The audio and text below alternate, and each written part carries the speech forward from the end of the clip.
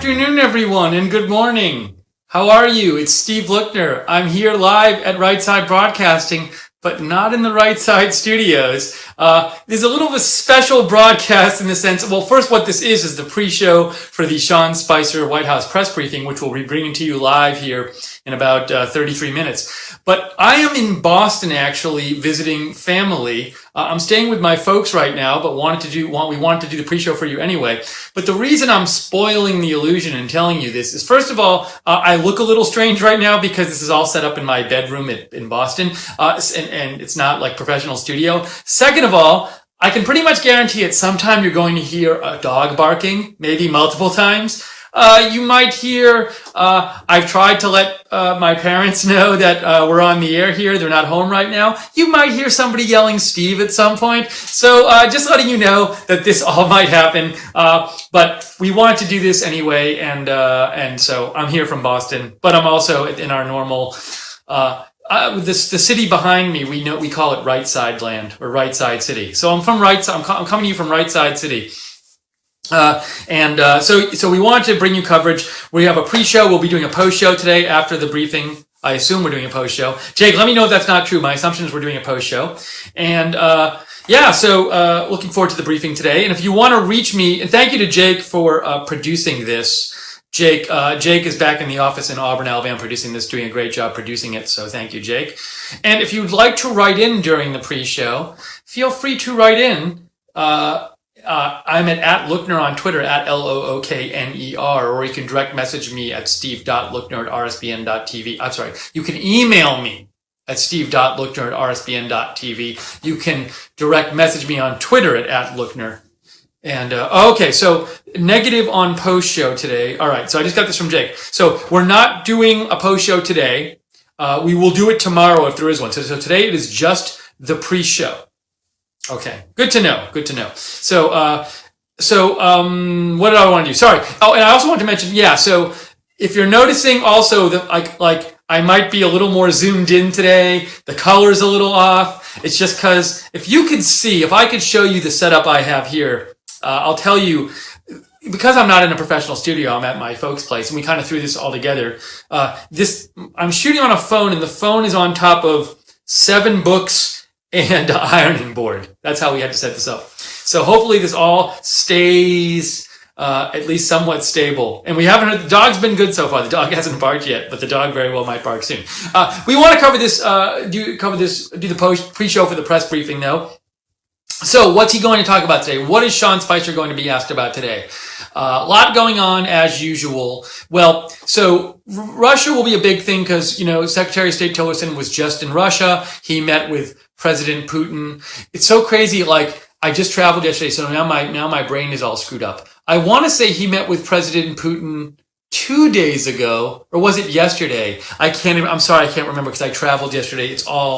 My brain is breaking. I'm sorry. But either yesterday or the day before, he was in Russia. He met with President Putin. He met with, I think it was yesterday he met with President Putin.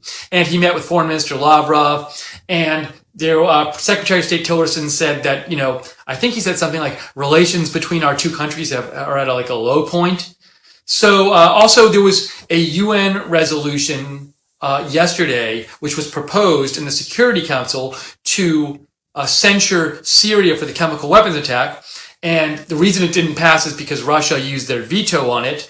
And China actually abstained, which is seen as like a diplomatic victory because a lot of times China would just veto that. So there's ongoing, I guess you could call it tensions with Russia. At least diplomatic relations aren't that great. President Trump had a news conference yesterday, which hopefully you saw here at Right Side Broadcasting. If you didn't, feel free to go back and watch it because it is posted at Right Side Broadcasting on YouTube. And now something President Trump said, he said they are investigating whether Russia knew about the chemical weapons attack before it happened. Now, when I hear this, I guess a question I have is how? I feel like if they're gonna know that, they know now, and if they don't, they're not necessarily gonna find out. Now, maybe I'm wrong about this. I don't know. I feel like can they do so much investigating that wasn't done in the previous several days to find out if Russia knew. Maybe I'm wrong about this. I don't know. I mean, part of it felt to me like they were saying this as like, we're looking into it, but we're not sure what we're going to do about this yet, if anything. But we'll see if anything comes out of that. We'll see if there's any more word whether Russia did know or not from the American government, and if so, if they take any action on it. So all the stuff going on with Russia, I'm guessing will be a big topic of discussion in Sean Spicer's press briefing.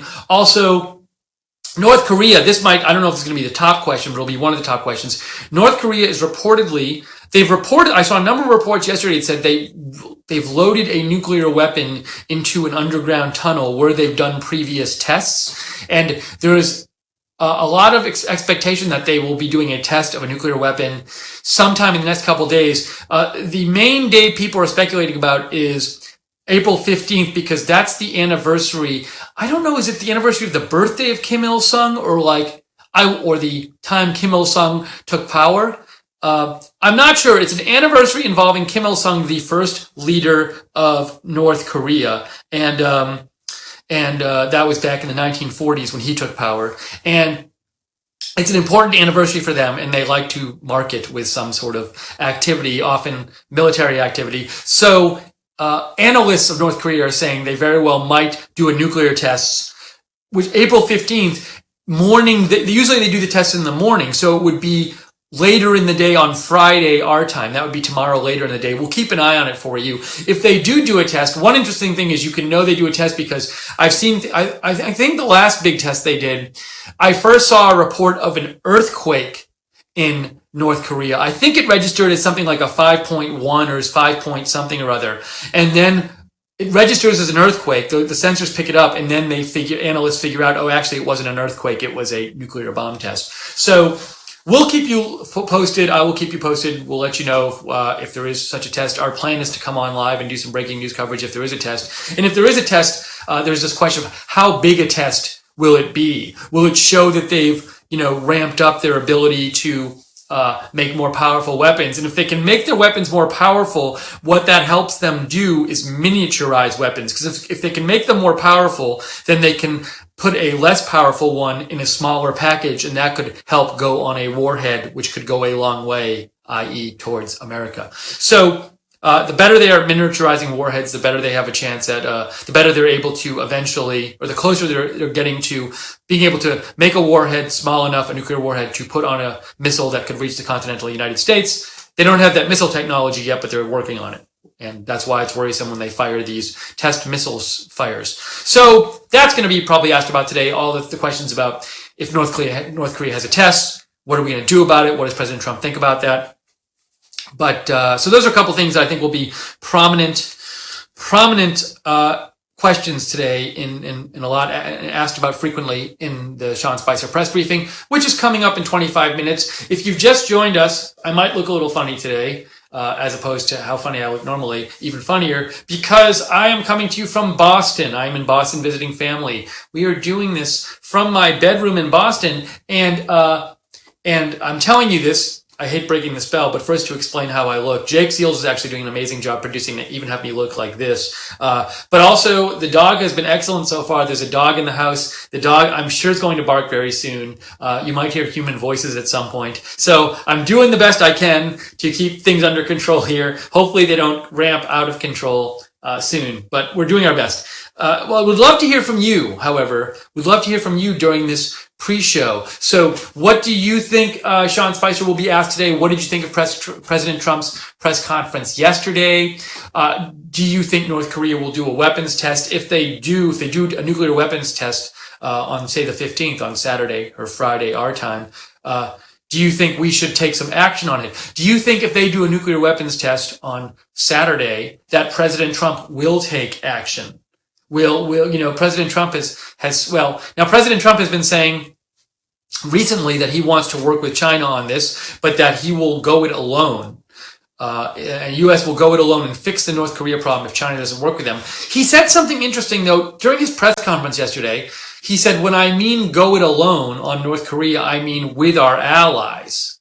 He actually said that, and I thought that was a very important statement, because that suggested oh, maybe we won't take unilateral action like we did in Syria. Because in Syria, we didn't approve that strike with our allies. We just did it ourselves. We might have given some of them a heads up that we were doing it. But that was not a group activity, group action. So I didn't know if when President Trump said yesterday, we will take care of the problem ourselves, and by ourselves, I mean with our allies, if that was like a little bit of a change of the policy he'd been putting out there the last few days. However, I will say this, I'm looking down at my iPad. President Trump sent out a tweet today about this on his Real Donald Trump account.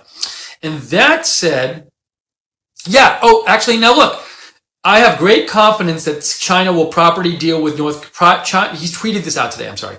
I have great confidence that China will properly deal with North Korea. If they are unable to do so, the U.S. with its allies will. USA. So I've been traveling and running around, and I don't know, is the mainstream media covering this part of his language? Because I think it's extremely important that both yesterday and today, he's no longer saying we will take care of the problem ourselves, period. He's saying we will take care of the problem with our allies. So that's important to me. That suggests that he's leaning against some kind of unilateral action just by the United States without allies. And if that's the case, it suggests to me that action wouldn't happen so fast. Because usually when you have to have people agree with you on stuff, it takes longer for people to agree than to just decide to do it yourself. So that would seem to suggest you're not going to have like sudden, really quick action on North Korea.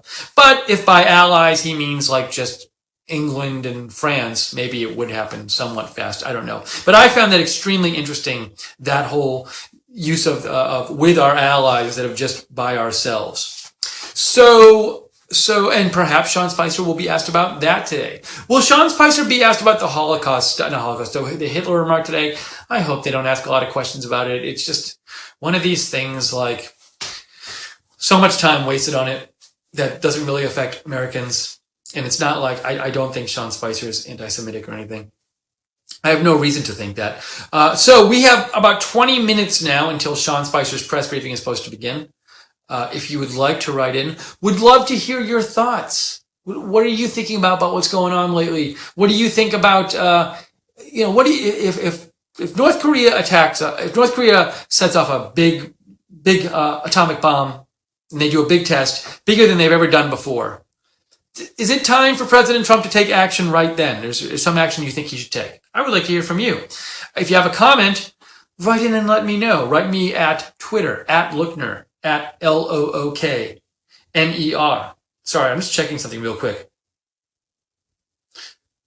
Sorry, I saw there's a little breaking news here, so I want to read that in a second. But if you want to write to me on Twitter, at Lookner, at LOOKNER, or email me at steve.lookner@rsbn.tv. A bit of breaking news here I'm just seeing coming out.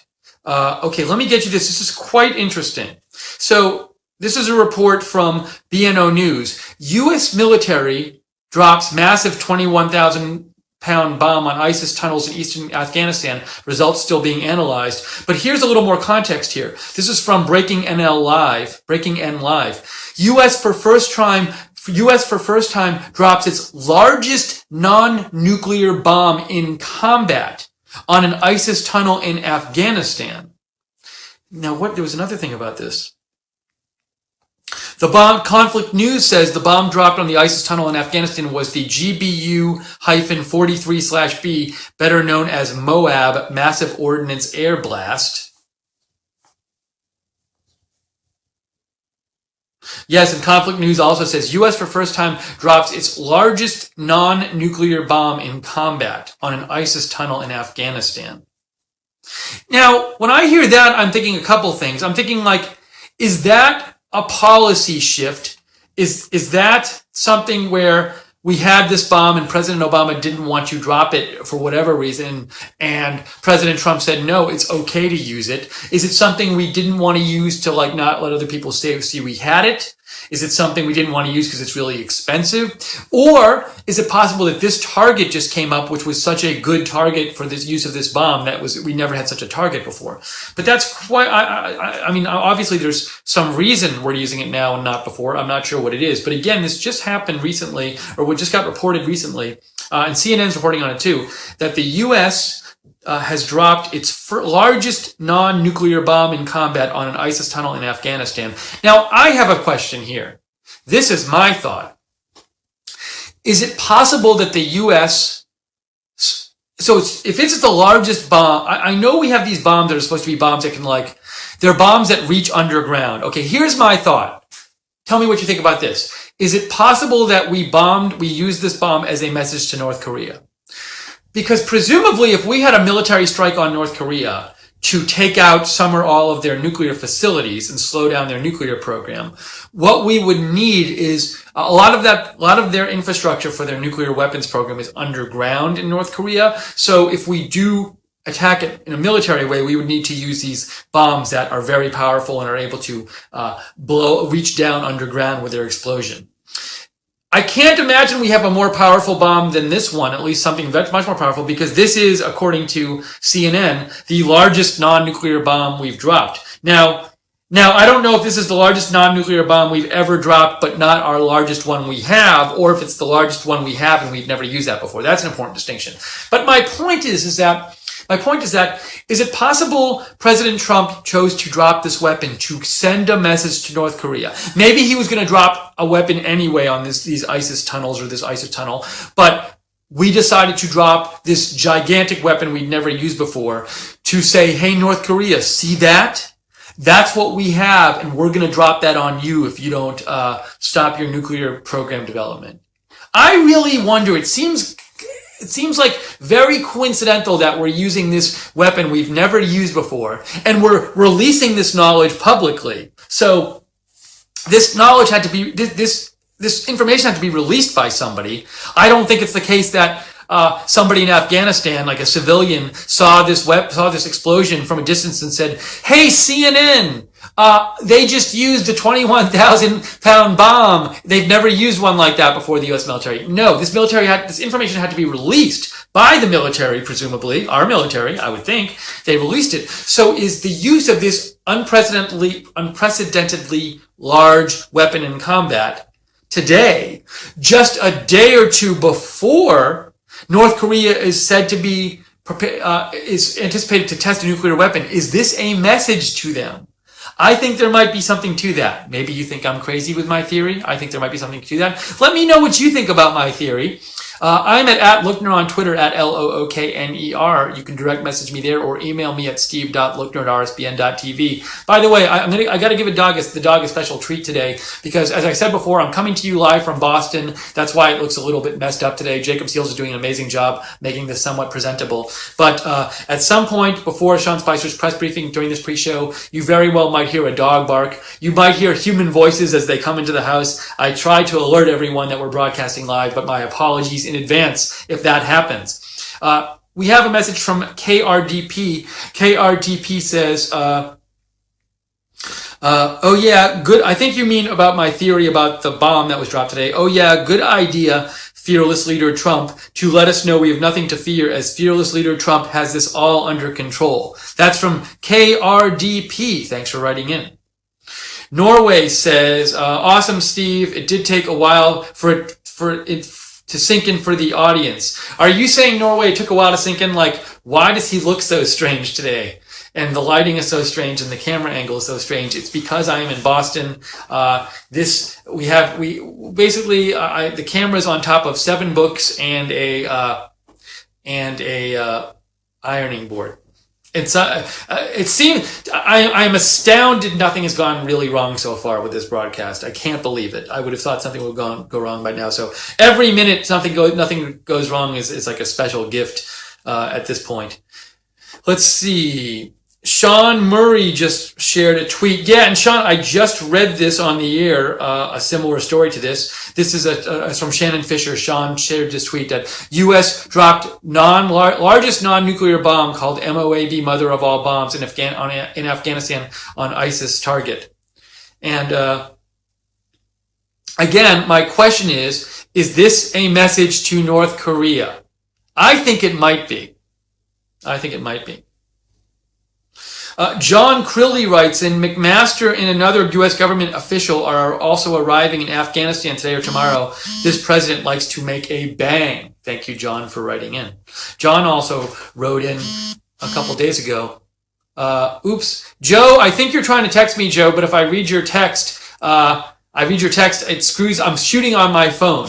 So, I think Joe, Joe, just so you know, I can't reply to you because I'm on my phone instead of on my iPad. So Joe just texted me about this bomb, and I don't know if Joe might be running around doing work stuff right now, so he might not know that I mentioned it 2 minutes ago. So I think he just texted me about the story we just saw. So again, that update, to update you on this news, and I'm sure Sean Spicer will be asked about this in the briefing. The U.S. dropped a 21,000-pound bomb today on an ISIS tunnel in Afghanistan, and it's the most powerful non-nuclear bomb.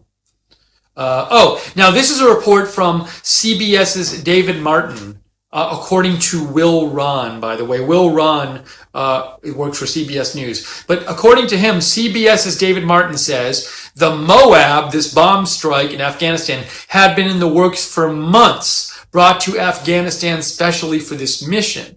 Now, if that's the case, that would suggest it's not a message to North Korea. I don't know, though. I don't know. It feels very convenient that this bomb that's never been used before is being used 2 days before the North Korean potential, the anticipated date of a North Korean missile test.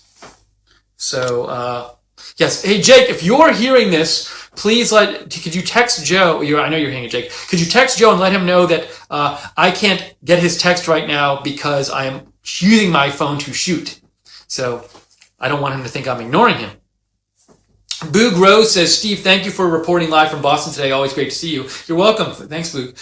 Trump vowed to rid ISIS. I think this is a message to ISIS. Well, so Boog, that's an excellent possibility as well, that this is part of President Trump's fight against ISIS. First of all, it's obviously a strike against ISIS. It's using a big bomb just to harm ISIS, but also you're saying it could be a message to ISIS that we have these bigger weapons, and and perhaps it's a message. We're about to maybe go into Raqqa soon and help forces go into Raqqa, which is the capital in Syria, which is the ISIS capital. And there's an ongoing battle to overtake Mosul. Maybe this is a message to ISIS that we're going to start using larger ordnance in these places, larger weaponry. So that is definitely a possibility, Boog. I thank you for suggesting that and writing in. Yes, and thank you, God, for Trump also sent a tweet about this bomb. Let's see. This is Jamie McIntyre, who I think is at CNN, the Washington Examiner. Jamie McIntyre sent a tweet that said, U.S. drops 21,000-pound Moab, mother of all bombs, on ISIS-K tunnel camp in Afghanistan. Air blast bomb, largest non-nuclear bomb in U.S. arsenal. Okay, that's important. It is the largest non-nuclear bomb in our arsenal. I wonder, what is the Hiroshima bomb strength? I want to compare it. Hiroshima bomb strength. What was it? It was 15 kilotons. 15 kilotons of TNT. And this one it says 21,000 pounds. I'm trying to compare it. I'm not good enough with technical specifications about weapons to compare the two, so I won't even try. I'd like to compare the two, but I'm sure it's a gigantic bomb, obviously. So, and also it says it's something about being an air bomb. I want to read about that. What did this thing said? Air blast bomb. It's an air blast bomb. Is that when it blows up in the air for some reason? Let me look that up. Let's learn, shall we? Here it is. There's actually a Wikipedia article about this bomb. If you search up, if you do it's called GBU-43B, Massive Ordnance Air Blast. I am looking right now at a Wikipedia article about this. You can look at it yourself. See, they have one about this bomb. How about that? I wonder if it says yet in the article, if it's been updated yet, that it was used today. No, they haven't. Oh, it's already in the article that they used it today. It says on April 13th, 2017, they used it. So what does it say? It says it's a large yield conventional non-nuclear bomb. Let's see, it was designed to be delivered by a C-130 Hercules or MC-130H. Hold on. Very little about it here in this article. I'm trying to get more. The Moab is not a penetrator weapon and is primarily intended for soft to medium service targets, covering extended areas and targets in a contained environment, such as a deep canyon or within a cave system. All right, so it's possible. Now, I had said earlier, maybe this is a message to North Korea. However, I want to walk that back a little bit, because it sounds to me like while this might be, it is the most powerful non-nuclear weapon we have, it might not be made for, it says it's not a penetrator weapon. So perhaps it's not, my point is, I don't know if this is the kind of bomb we would use, say, for like a nuclear installation in a mountain. I don't know that. But, so it could be a message to North Korea, but maybe it's not the kind of weapon we would use on them. I don't know. I was just guessing. Let's see. So we're waiting for the Sean Spicer press briefing, and we're also covering this breaking news about this gigantic bomb being used by the United States. The press briefing should start in about 7 minutes, if it starts on time. Oh, Micah is going to direct message me about the bomb. Sounds good. Let me remind you, if you just tuned in, I look funny today because we're coming to you live from Boston. I'm visiting Boston, visiting family here. Thank you to Jacob Seals, his great production work. We were able to get this on the air, even looking this well. Although, where I'm doing this from my bedroom at my parents' house in Boston. So my setup is not great. So I apologize for how it looks. Also, I apologize if a dog barks. I am shocked the dog has been better behaved. He's a great dog anyway. But in terms of barking, it's like the only time I've been here for like an hour straight that he hasn't barked. So it's almost like he knows we're on the air and he's being quiet for us. You might hear some human voices at some point. Yes, Boog, I am aware Hiroshima was an atom bomb. Boog Rowe wrote that in. But I was just comparing the strength of the two bombs, Boog. But anyway, so if weird stuff happens, like you hear a dog bark or you hear some human voices, that's because we're in Boston. So I just wanted to remind you of that. And Micah is going to say something about, I think, this bomb that was dropped. Thank you, Jake, for the heads up. So we are waiting for Sean Spicer's press briefing, and I want to reiterate this breaking news that came out. It's that the U.S. today used I believe it was today, it was at least reported today, they used their largest non-nuclear weapon in their, what's the word I'm looking for? I can't think of it. It's not artillery, in their arsenal.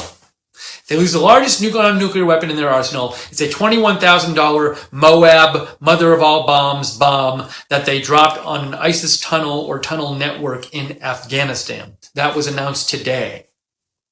And that's just breaking right now. And let's see, news executives also, other little breaking news, they say reports of an explosion that was heard in St. Petersburg, Russia, but that can often be like a gas explosion or something like that, so we don't know. We'll keep an eye on that for you as well. Sorry, I'm just updating this information here.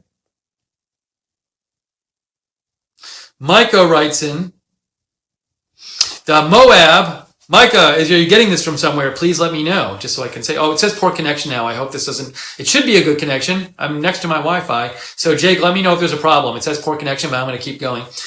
Micah Messer sends this information in. The Moab Massive Ordnance Air Blast was the largest non-nuclear bomb developed prior to the development of father of all bombs by Russia, which is supposedly 4 times as powerful as the Moab. Interestingly enough, the Moab was first tested on March 13th, 2003. By May 1st, 2003, infantry, the Iraqi forces surrendered. The use of this weapon right now is a show of force to both ISIS and North Korea, touting the U.S. military's ability to strike without nuclear weapons and still do massive damage. Micah says he's getting this from multiple sources. And so, Micah, I believe this, I don't know if this thing about it being a message to both ISIS and North Korea is your view or a source's view, but I do think there is a possibility this is intended to be a message to North Korea. I certainly agree with that. That's what I first thought when I saw it. And again, it's not just that they use this weapon, it's that they're publicizing it. I mean, did they have to publicize it? Couldn't they have used it and not publicized it? So they are publicizing it. That was my view. That was Micah's view about message to North Korea. Micah, I agree with you. KRDP writes, is it me who thinks this, or does it seem that Trump shows who's in charge as he fearlessly shows who's boss? So, you know, I think he's someone, he clearly will, all right, let me say this. If today was intended to send a message with this use of this bomb, I think you can see this pattern that's developing, which is President Trump sending a message with the military and sending it by using it, but in a limited way. You know, between the missile strike and ISIS against Syria and this attack. Not attack. Well, it was an attack. This use of this gigantic, unprecedentedly large bomb in combat against the tunnels, tunnels in Afghanistan. This is President Trump not being afraid to use his military, but also it seems like it might be President Trump being willing to send a message. Maybe he feels that just threats are not enough to send the right message, that sometimes you actually have to use this weaponry. And use it in a limited way, but use it and show you are willing to use it. There might be something here where President Trump is just showing that he's willing to use weapons and letting that factor into calculations. So quite interesting to think about how these two incidents, if there's some connecting thread between the missile use in Syria and the use of this Moab bomb today in Afghanistan. Is that part of President Trump sending a message to, you know, lots of countries, or at least to North Korea and ISIS, maybe China, maybe Russia? All right, so lots of news going on. We are covering here live Sean Spicer's press briefing. Just an update on that from News Executive on this explosion in St. Petersburg. It says, cause of explosion not yet determined. 17-year-old boy was seriously injured on both of his hands. So could be a big thing, might not be a big thing. We'll let you know while I'm on the air if I hear anything more about that. That's from News Executive on Twitter. But the press briefing is supposed to start in a minute or so.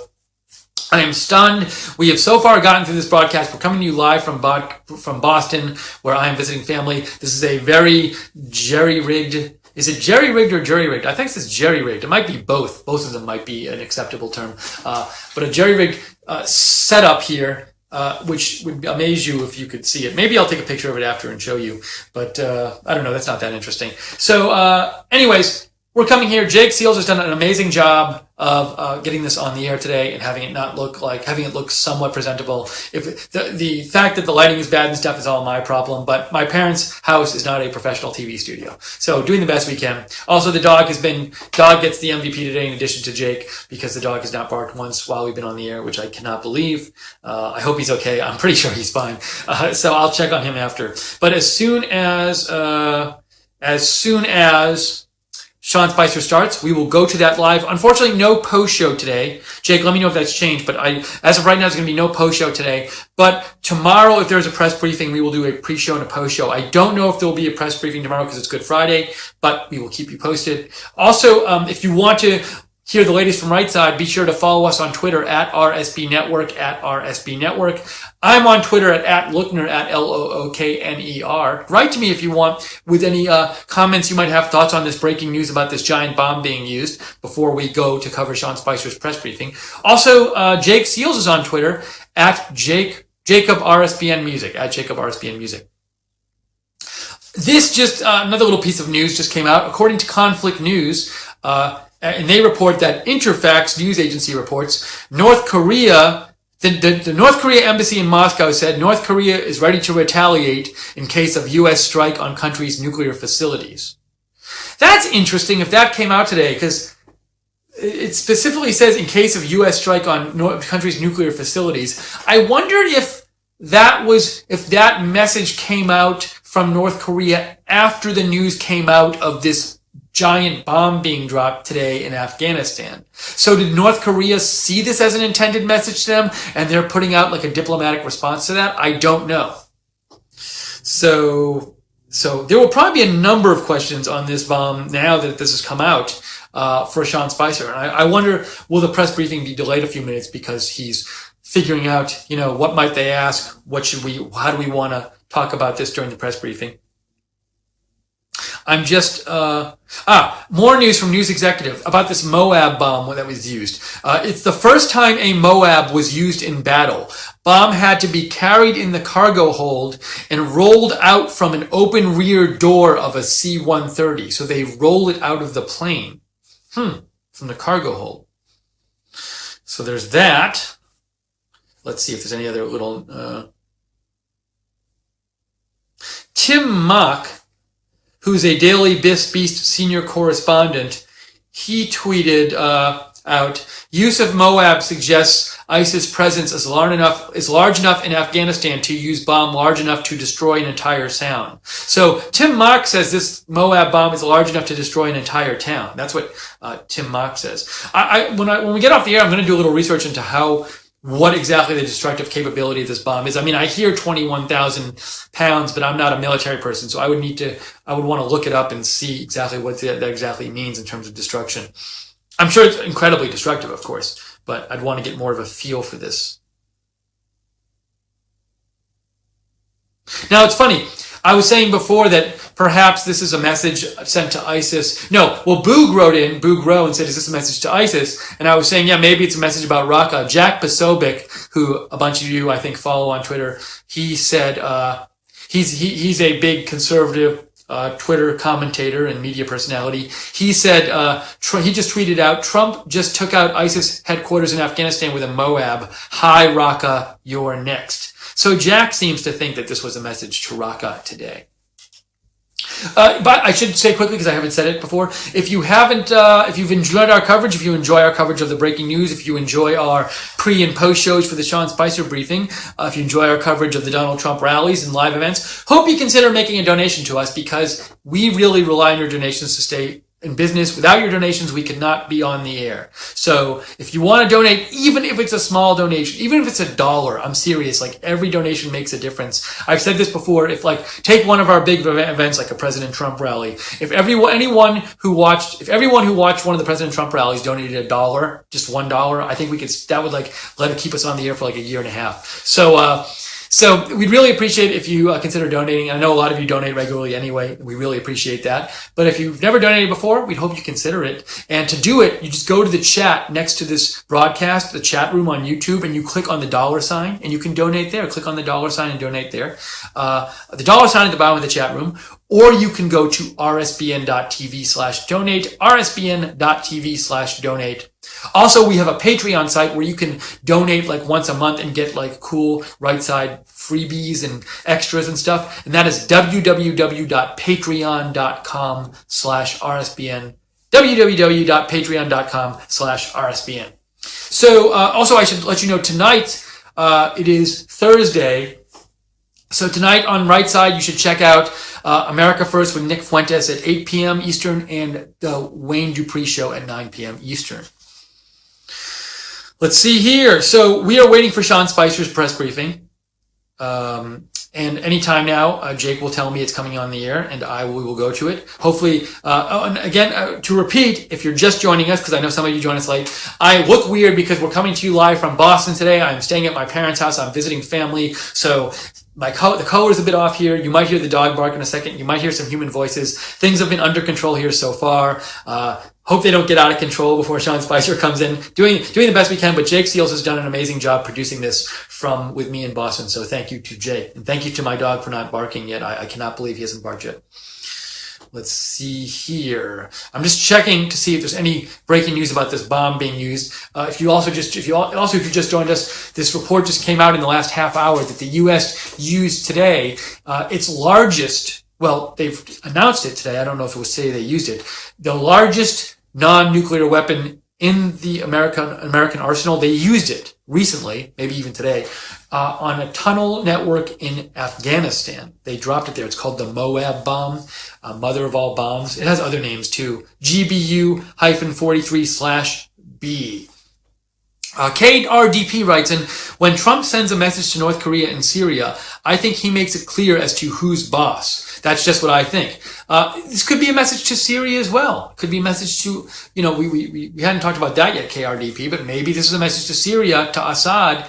I'll use this kind of weapon on you as well. I'm seeing Diana is sending me some links. Diana, you sent me a link to a story about this. Let me see what else. Diana Disroshers. Thank you, Diana, for writing in. You sent me a link to a Fox News story. I will look at that. Now, you sent me some video, but I can't confirm this video. This video is from February, so I don't know. The video is called, Did Trump Just Drop the Mother of All Bombs, Moab, on ISIS headquarters in Mosul? Now, you have some video there. I'll have to look at this later. But at least from what people were reporting today, at least from what the military said today, they have never used this weapon before in combat. That's what they say. Thank you, Diana, for sending that to me. I will look at that stuff later. And again, the target of that bomb, BNO News is reporting, was an ISIS tunnel complex in eastern Afghanistan. 11 tons of TNT. 11 tons of TNT. See, now I want to see, I was wondering, how do you compare it to Hiroshima?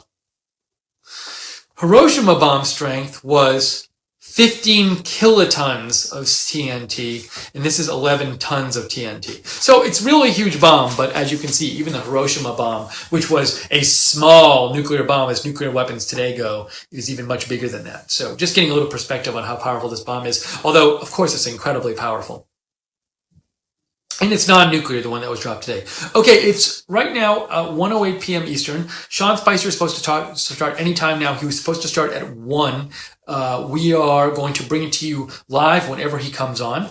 And there was unfortunately no post show today. Sorry about that. But tomorrow, if there's a briefing, we will do a pre-show and a post show. I'm Steve Lookner. I'm coming to you from Boston today, interestingly. And that's why the lighting looks a little off. But if you'd like, please write in. We might have a couple minutes left here. So if you want to get in a last comment before the briefing, write to me on Twitter at Lookner, at Lookner, or email me, steve.lookner@rsbn.tv.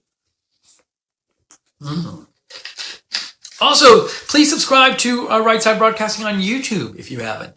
And when you do, be sure to hit the notifications bell. If you hit the notifications bell, then you can be sure to get all of the notifications about all our videos when they go on live. And we might do like a breaking news video, and you can get a live update about that. So hit notifications when you subscribe.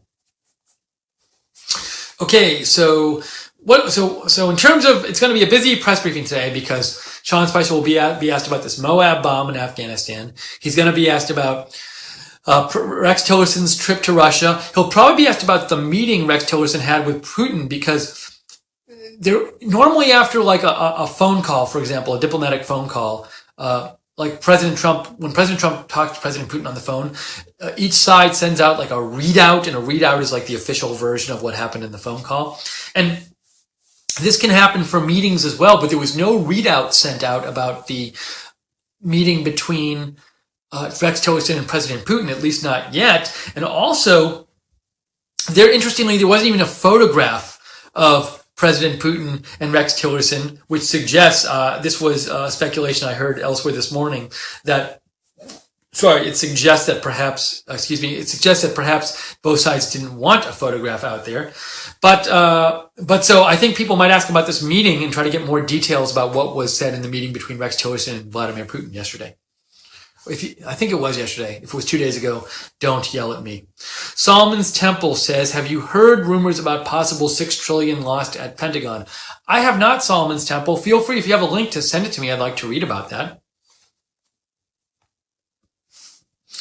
Let's see here. So we have the Moab bomb is going to be asked about today. The meeting with Rex Tillerson and Putin's going to be asked about today. Syria stuff's going to be asked about today. Possible nuclear test in the next day or two in North Korea going to be asked about today. Possible response we would have to a nuclear test going to be asked about today. Maybe President Trump's tweets. Oh, President Trump's will be asked about today. He sent out an interesting tweet, a couple interesting ones. But let me go to him on Twitter. And I'm keeping an eye on my Twitter just so I don't miss it. Jake's going to tweet me when we're going to the briefing. Let's see here. Trump, Twitter. Let me do it on Twitter so I can keep an eye on my messages. Wow, the dog has not barked yet. I don't believe it. I can't believe it. It's amazing. It's a true miracle. Oops.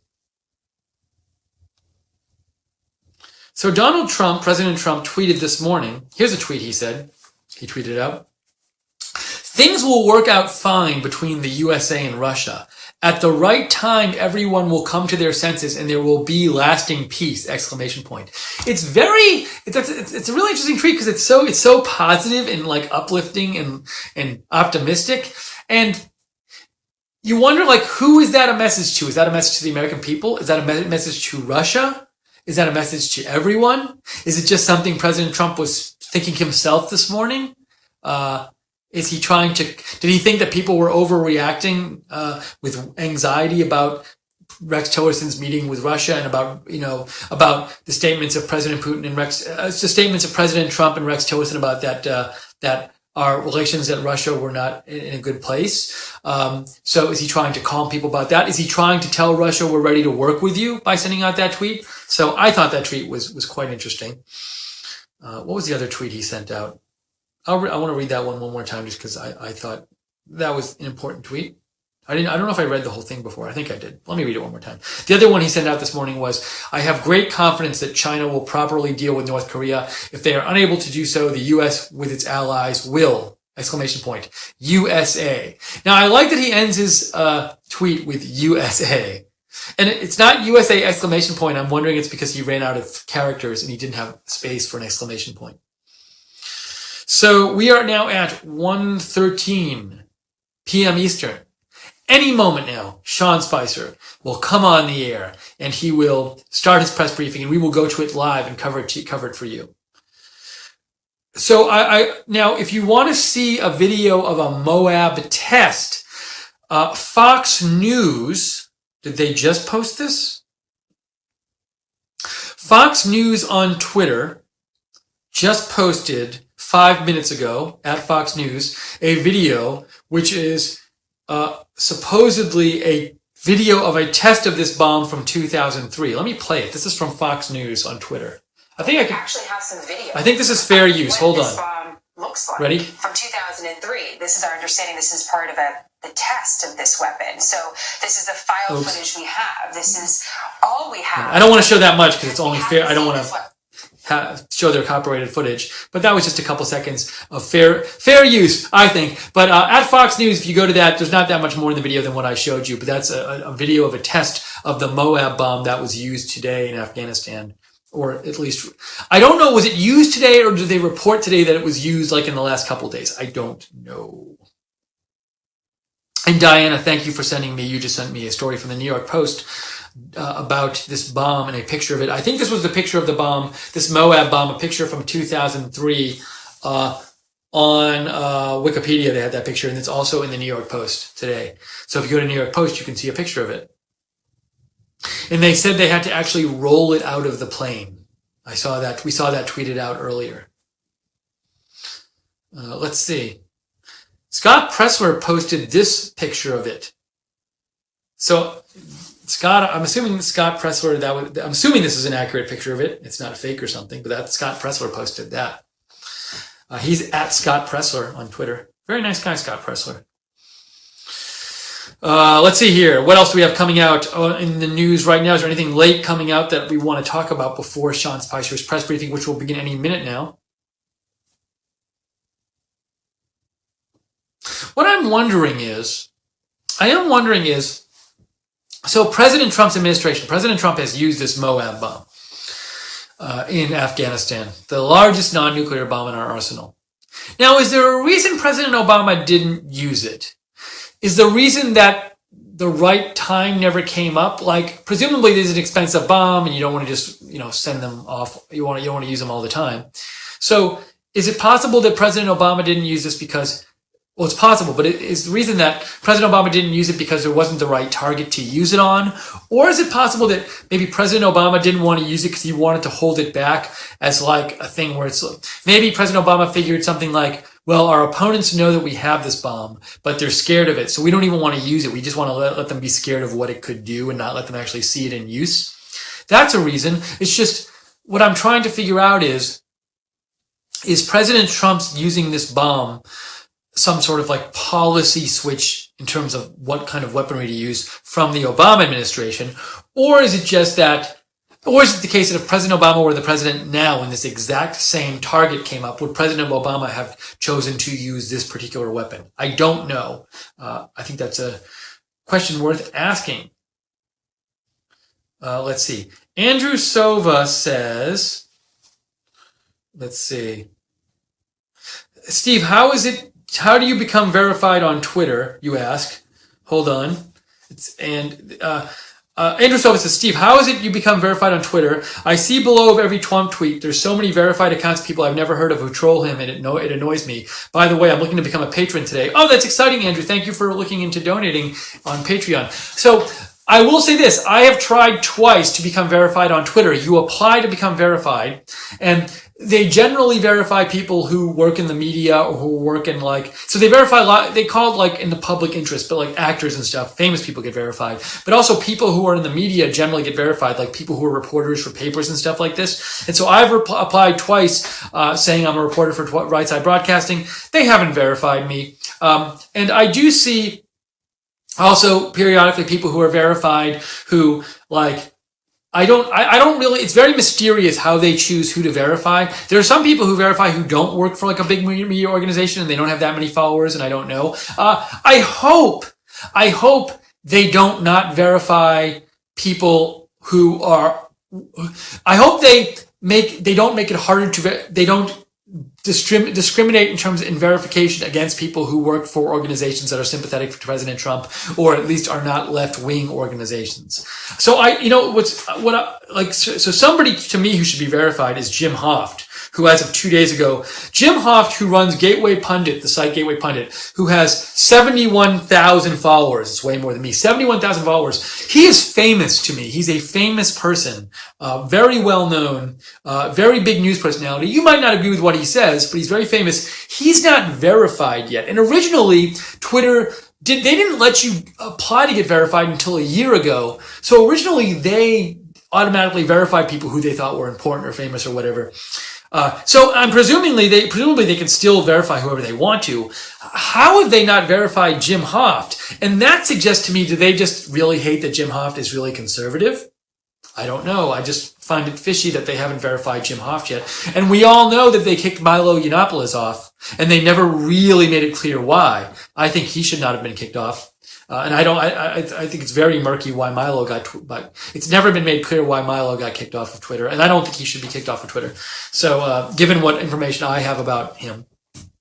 But, so maybe it'll be very hard for me to get verified. Although Right Side Broadcasting did get verified last year, which is great. So I'll keep trying. They let you try every 30 days. I'll keep trying, Andrew. Thanks for asking.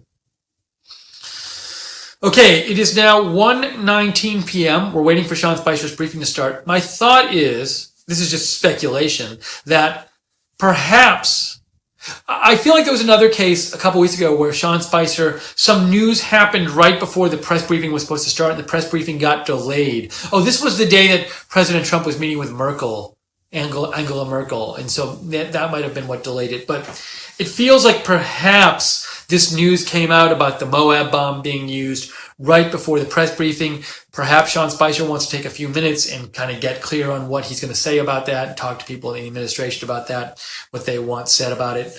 So that could be a reason, or it could just be running late. But it was supposed to be at 1. But anytime now it's going to start, we'll bring it to you. Oh, this is interesting information about the bomb from Jazur Simonarson. He actually is the creator of Conflict News.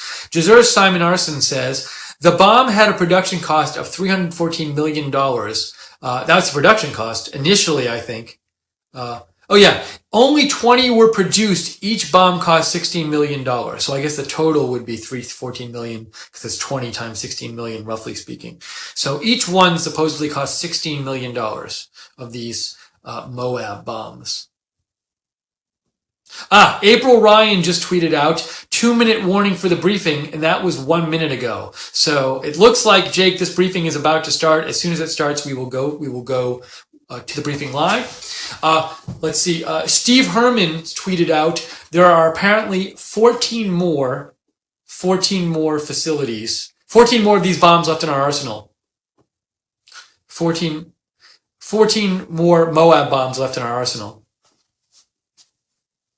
Let's see. CNN's Jim Sciutto sent out a tweet which suggests that this bomb is a massive ground-penetrating bomb, so perhaps it is a message towards North Korea. Scott Pressler has kind of a funny tweet that I like. I'm going to give it a like right here. And he says, let's see if I can show this to you. Scott, Moab is the new YOLO. Moab is the new YOLO. That's from Scott Pressler, if you want to follow Scott. Scott is very big in the Gays for Trump organization.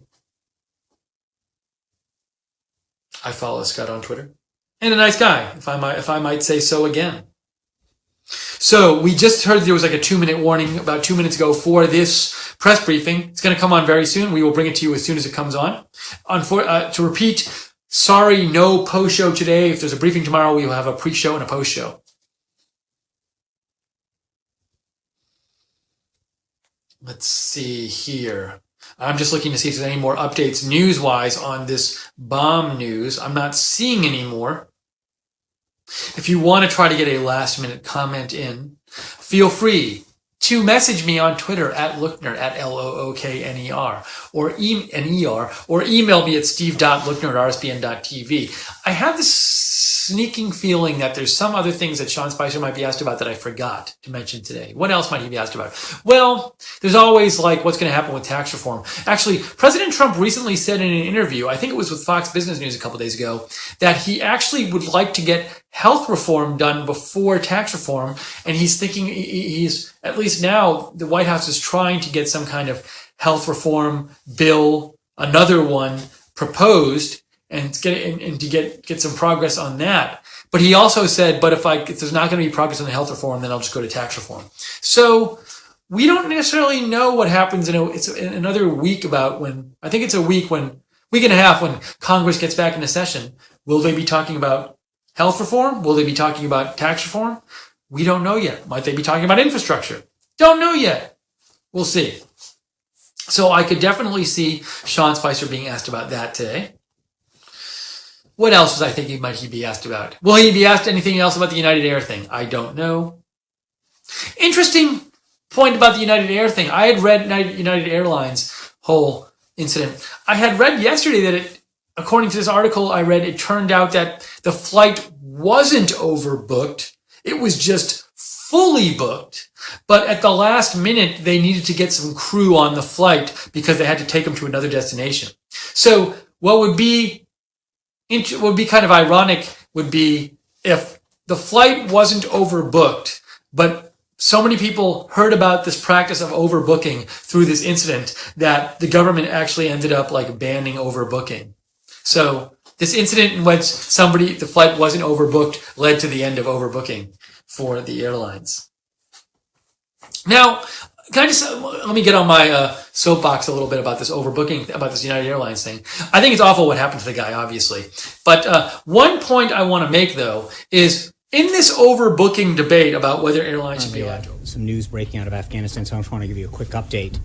At around 7 p.m. local time in Afghanistan last night, the United States military used a GBU-43 weapon in Afghanistan. The GBU-43 is a large, powerful, and accurately delivered weapon. We targeted a system of tunnels and caves that ISIS fighters used to move around freely, making it easier for them to target U.S. military advisors and Afghan forces in the area. The United States takes the fight against ISIS very seriously, and in order to defeat the group, we must deny them operational space, which we did. The United States took all precautions necessary to prevent civilian casualties and collateral damage as a result of the operation. Any further details, I would refer you to the Department of Defense on that. Moving on, you may know from the schedule, the President has a 2 o'clock event, so I'm going to try to keep this rather tight so the pool has an opportunity to get in and set up appropriately. Earlier today, the President signed H.J. Res. 43, bringing the total number of Congressional Review Act legislation pieces that he's signed now to 13. This resolution that he signed today overturns a regulation that was put in place by the previous administration on their way out the door that would have taken away the right of states to set their own policies and priorities for Title X family planning programs. Our federal system was set up to allow states to address the unique needs of their own populations when possible, especially when it comes to programs as important and sensitive as family planning. With the bill signing, the President has restored respect to states' rights on this particular issue. As I mentioned at the top, there's an event at 2 o'clock where the President will be meeting with the brave first responders who were involved in the I-85 bridge collapse and thank them that occurred in Atlanta, to thank them for their work and dedication in addressing this horrible situation. The bridge collapsed during rush hour on March 30th, but due to the heroic efforts of Atlanta's first responders, some of whom will be here today, no lives were lost. The President's proud to host these brave individuals and honor their commitment to protecting their community.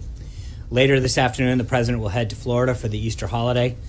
He will be departing Joint Base Andrews via motorcade as the preparations for the Easter egg roll are well underway on the South Lawn, preventing a Marine One departure.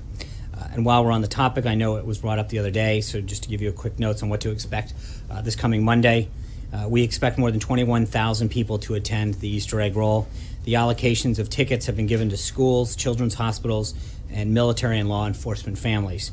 Commemorative eggs will be handed out to the children who attend. Nearly 18,000 eggs were ordered, which is in line with past years. The event will start at 7:30 with different groups of guests arriving every 2 hours to ensure that all the children have an opportunity to participate in more than a dozen activities that will be available. Further logistics and guidance will be provided over the weekend. Also today, the Treasury Department's Office of Foreign Asset Control, OFAC, designated one entity and one individual connected to human rights abuses against Iranian political prisoners in Iran's prisons. The individual who is designated for his role in abuses in Iran's prison is the brother of Qasem Soleimani, the commander of Iran's IRGC Quds Force, who was himself previously designated under terrorism, counterproliferation, and human rights authorities. The sanctions against human rights abusers in Iran's prisons come at a time when Iran continues to unjustly detain in its prison various foreigners, including U.S. citizens Si Amuk Namazi and Bakar Numazi. We join recent calls by international organizations and UN human rights experts for the immediate release of all U.S. citizens unjustly detained or missing in Iran so that they can return to their families. OFAC also designated 2 ISIS financial facilitators as ISIS supporter in North Africa, continuing our ongoing effort to disrupt key leadership nodes for the group. Moving on, over the past few days, the President and members of the Cabinet have held many meetings and discussions with their international counterparts about the significant foreign policy challenges facing our world. Yesterday, you heard from the President himself alongside NATO Secretary General about the need for a strong funded alliance to combat terrorism, the humanitarian crisis ongoing in Syria, and many other serious threats to our collective safety and security. Also yesterday, Ambassador Nikki Haley, along with her counterparts from 9 other nations, voted in favor of a draft resolution to denounce the heinous chemical attack carried out by the Assad regime last week. Unfortunately, but not surprising, Russia stood in the way of this resolution.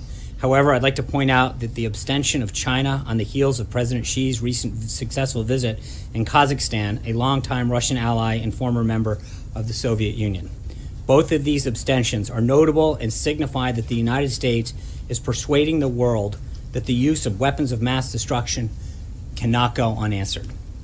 Secretary Tillerson, as you know, was in Russia yesterday to meet with his counterpart and ensure that they are made fully aware of the United States' positions in both areas of practical cooperation, such as defeating ISIS, and areas where Russia does not share our interests and values. As you know, the Vice President will be departing for his 10-day trip to South Korea, Japan, Indonesia, and Australia on Saturday morning. His office will be providing more information later today. Finally, I'm glad to announce that the President will host the Prime Minister of Italy for an official working visit to the White House next Thursday, April 20th. The leaders will discuss the upcoming G7, which will be hosted in Italy and Sicily, and a range of issues of mutual concern. With that, I'm glad to take some of your questions. Sean, where is the administration on cost-sharing subsidies for insurance companies? That is an area that is being internally discussed at this time. Undecided? It's not undecided. There is an ongoing discussion on that matter. Matt. Thanks, John. The last few days have seen a number of policy shifts by the president on China as a currency manipulator, the XM Bank, the order of doing healthcare and taxes. There's more, but I won't belabor the point. What should the American people make of these shifts, and are there any policy areas that are non-negotiable? Well, I think, respectfully, I think you can look at it at what you're referring to as a shift in a lot of ways, and by that I mean I saw a couple instances with respect to NATO being one of those shifts yesterday, and if you look at what's happened, it's those entities or individuals in some cases or issues evolving towards the president's position, and NATO in particular, he talked about the need of countries to pay their fair share, to live up to their commitments of 2% of GDP. He talked about the need for NATO to focus more on terrorism. NATO has done just that. And it is something that he pointed out in the first debate in September of last year. He talked about the fact that NATO is moving towards what he has been calling for. And I think in some cases, the issues evolve, that it's not just a clear and fast statement that that the entity itself is moving towards his, or the issue is evolving towards the position that he articulated, and that can't be proven more true in the case of NATO, where he laid out two very clear positions that he had an issue with NATO, and as far back as September of last year, started to recognize that institution was moving much more towards his position. Secretary General noted that. That's an institution that hasn't changed at all. So I'm wondering on some of these other policy shifts where you haven't seen the type of change you're talking about with NATO, what should we make of those kinds of shifts? And again, are there any policy areas that are non-negotiable that are off limits? Well, there's always going to be. I think that there's going to be areas where I think, again, it depends on the outcome. In the case of NATO in particular, as I pointed out, it's the most illustrative. I think you look at the president's position, where he wanted to see NATO in particular evolve to, and it's moving exactly in the direction that he said it was in terms of its goals of increasing the amount of participation from other member countries, and two, is having a greater focus on terrorism, something that was reinforced by the Secretary General himself when he was here. I think when you look at these issues and you recognize the direction in which they're moving in a direction that the president stated very clearly. John. Thank you, Sean. On the GBU-43 bomb, the first time it's ever been used, why did you choose this particular location? And would you say that this bomb won't be used again in another flashpoint around the world, like Syria, like North Korea, for instance? Yeah, as I noted at the beginning, John, I would refer you to the Department of Defense on the specifics. Separate matter, you mentioned what you see as a win at the UN Security Council. Right. I'm curious as to why you believe this is a win. After all, this particular resolution did not pass. Right. You look at what's happened at the UN Security Council in the past, for instance, the Security Council resolution, which gave the green light for the Persian Gulf War, you actually had all 5 permanent members of the UN Security Council voting yes. So why are you saying this is a win when not all 5 permanent members of the Security Council actually voted yes? You had one, Russia, blocking it. Well, I think it's very significant, China's abstention in particular. I think Kazakhstan's another one in terms of its proximate location and history with Russia. You see a breakaway of Russia aligning itself with a position that is not only shared with the U.S. but the rest of the world. So that would be a natural position that they might have taken in the past. But secondly, I think China's abstention is a significant win for the president. He went down and had discussions with President Xi, and I think you all saw that, heard his remarks about how he walked through that, and I think it really shows the success of the trip, first and foremost, but secondly, it continues to show how Russia's isolated on this particular matter. That's important. So I think on a variety of fronts, it really was a huge win for the United States and for the persuasiveness of the president. John Gizzi. Thank you, Sean. In his remarks to us off camera, OMB Director Mulvaney talked about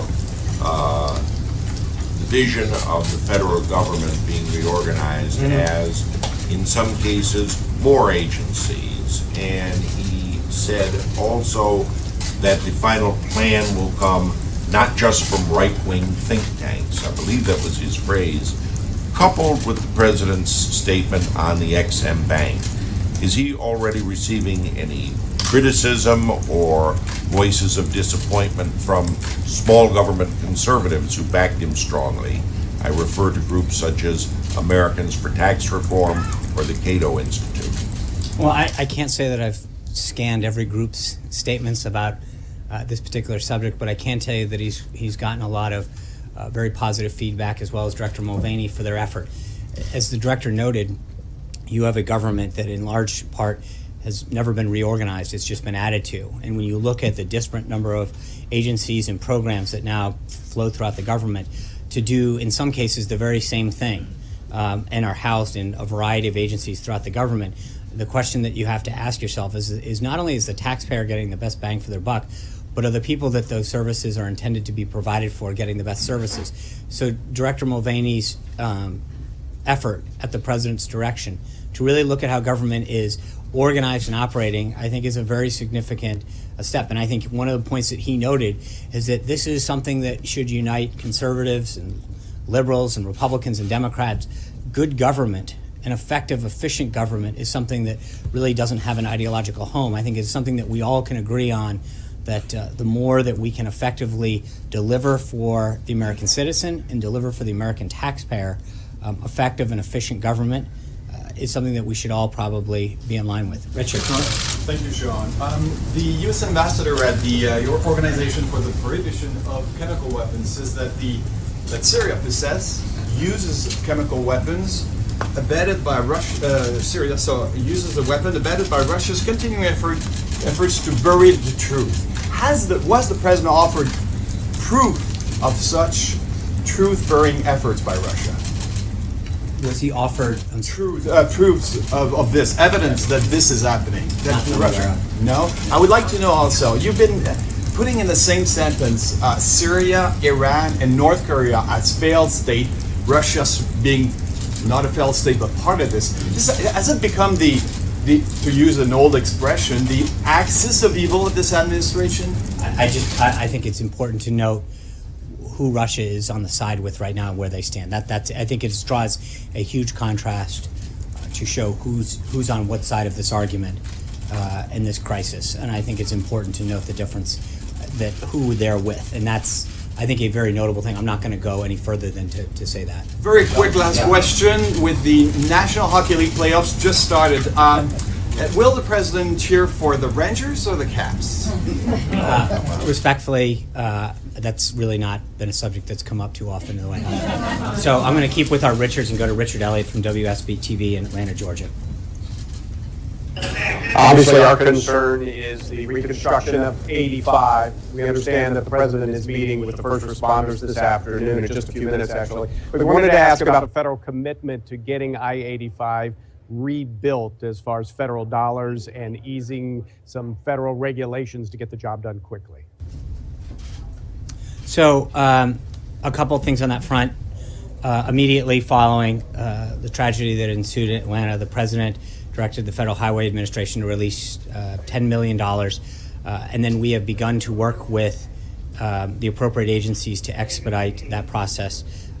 I know that there are critical repairs that have to get made, and I think that not only that the initial funding will help with that for the roads and the bridges and the emergency access that needs to get handled, but under emergency relief efforts, there are ways to expedite some of that funding, and the Department of Transportation and the Federal Highway Administration are probably the best way to get a better answer on that. But there are ways that some of that funding can be expedited beyond the initial commitment that the federal government has made. Mary. Thank you, John. Back on some of these shifts, on China in particular, the president did not mince words during the campaign. Now he says he and President Xi have been bonding. Xi means well. He says China's not a currency manipulator. What message does this send to the president's supporters who sent him to the White House thinking he'd be following through on his tough talk against China? I think the president's tough talk was on a variety of subjects, was to get results for the American people. That's what he has pledged to do, to get more jobs here, to grow more manufacturing, to keep our country safe. The president and President Xi had a great meeting. The president likes President Xi and got to know him really well in Mar-a-Lago, and I think has established a really good relationship working forward. But at the end of the day, this is always about developing a better situation for the American people, and I think he's done that. And a follow-up, if I may, the president told the Wall Street Journal that President Xi helped him realize that North Korea is not so easy. Did the president underestimate the complexities of this? Did he underestimate how difficult this was going to be? No, I don't think so at all. And I think if China is able to help get a deal with China, the president would appreciate that. I think this would be great for China as well. And as the president noted this morning, if China can help us do that, it'll be great. And if not, we'll go and handle that ourselves with our allies. Steve. On currency manipulation, why specifically did he decide to abandon this? And what other tools does he have in his toolbox to try to modify China's trade balance? I think that's a very, very complex issue, and I think the president, I'm going to leave it to the president to specifically answer that. Vivian. But he hasn't given up on trying to modify No, China's he is. trade balance. It's not. I think the president is going to continue to make significant progress when it comes to that issue and to how our relationship is with China. He showed already what a great relationship he has with President Xi, and the results are already starting to pour in. And I think that is an issue in particular that the president is best to address. Vivian. 2 questions, Sean. You were very forthcoming about the TikTok leading up to the missile launches in Syria. So can you give us any background on the Moab in Afghanistan? Was there a situation room scenario? Was this several days in the making? And my second question is, the president has been very critical of the intelligence community leading up to his inauguration. He's obviously been working very closely with the intel community on these, at least on these situations in Syria and Afghanistan. Has his opinion changed toward the IC?